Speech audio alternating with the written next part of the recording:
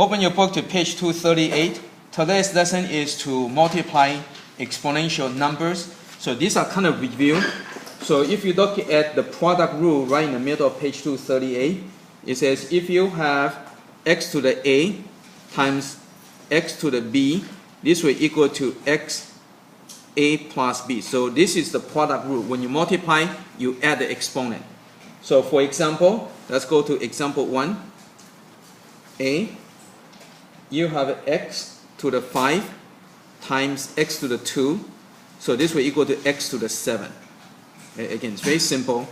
And the reason for that is x to the 5 means there are 5 of them. X to the 2 means there are 2 of them. So when you multiply all together, there are 7 of them. That's why you get x to the 7. But you don't have to waste time doing all these, right? As long as you know the rule, you apply and that's it. Okay? So you go to B, you have x times x to the 2. Now when you don't see the exponent, means there's 1x, right? See over here? That's 1x. So that's 1. So x times x squared will give you x to the 3. Okay, so again, there are 3 of them. Now you go to C. Now you can have more than 1 factor or 2 factors. You can have any number of factors. So like the C, you got x to the 3 times x to the 7 times x to the 4. So this will equal to x to the 14. Right? Because 3 plus 7 is 10, plus 4 is 14. And when you go to like E,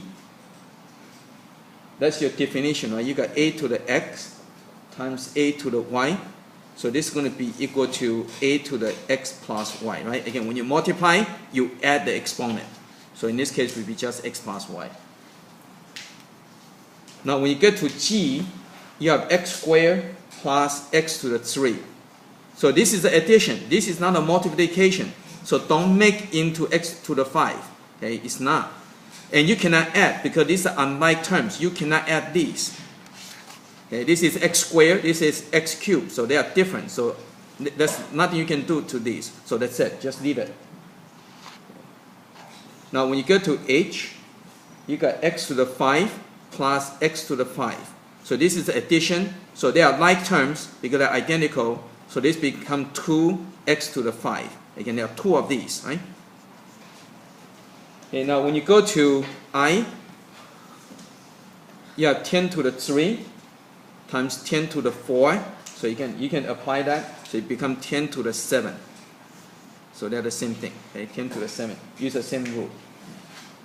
So you go to J, you got 2 times 2 to the 3 times 2 to the 2. So this will equal to 2 to the 6. Okay, so you can, because it's 1 plus 3 plus 2 give you 6. So this is the product rule. So you can, it's very simple. It's a review for the from your pre-algebra, right? Okay, so let's go and do practice on this.